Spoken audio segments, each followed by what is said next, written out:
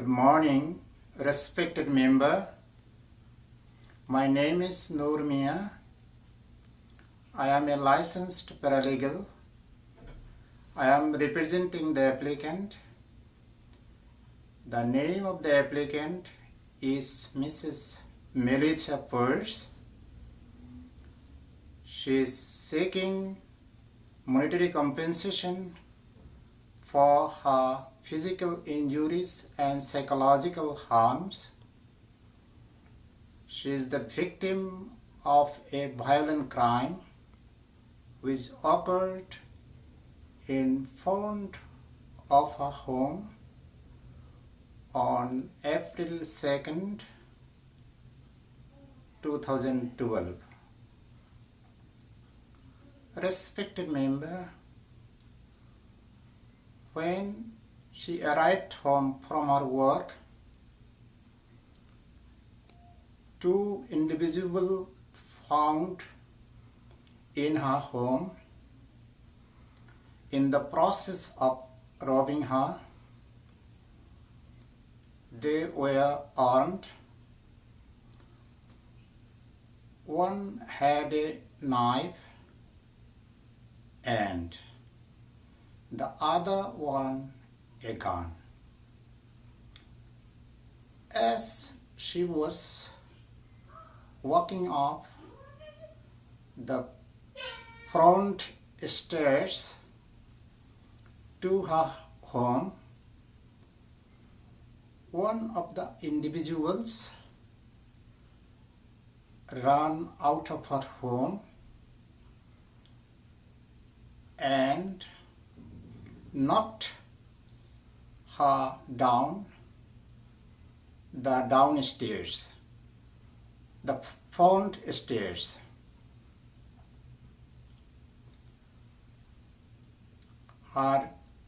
She became unconscious and the two individuals ran away. Her sons called an ambulance.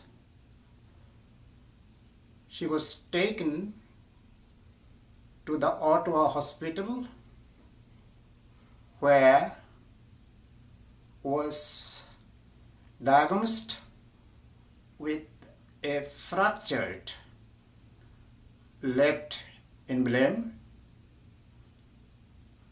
and a concussion as a result of the fall.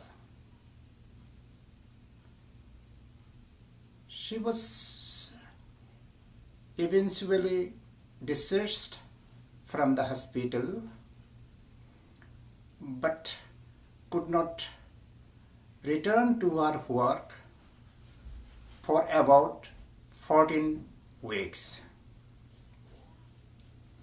Since the incident, she is not capable of being alone in her house. Not only this, she appears to be suffering from extreme stress, anxiety, despair, and depression. Respected member, now I am focusing on the kinds of compensation that she is seeking. $21 for medical expenses, $15,000 for loss of income, and $10,000 for pain and suffering. Respected member, now I am concentrating on the basis of her claim. She is entitled to get the compensation amount in accordance with the provision as stated in Section 5, Sub A of the Compensation for Victim Crime Act. She submitted her application for compensation within the 2 years limitation period. Respected member, now I am going to present the arguments in favor of her claim. First, she is the victim of a violent crime and thereby a victim within the meaning of Section 5 Sub A of the Act.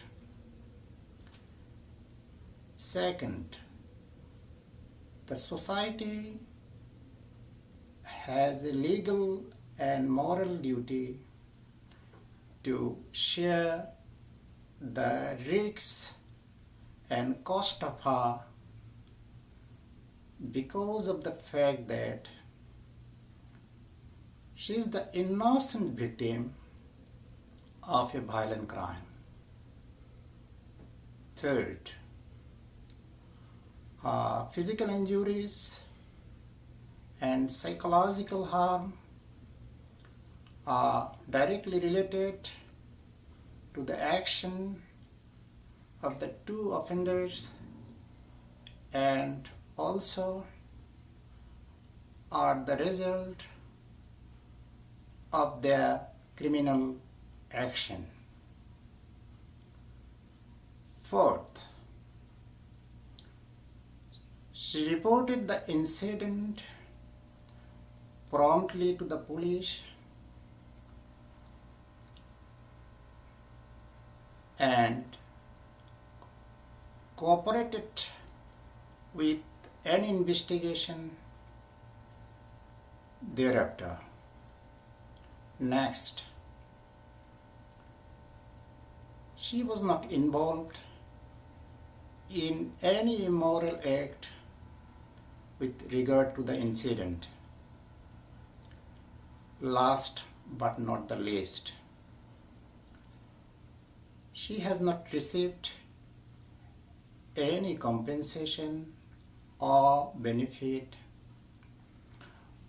from some other sources giving information about this incident. Respected member, in conclusion, what I would like to say is that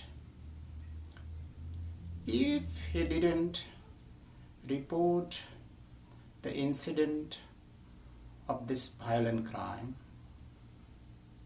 then all of society pays a share in that cost.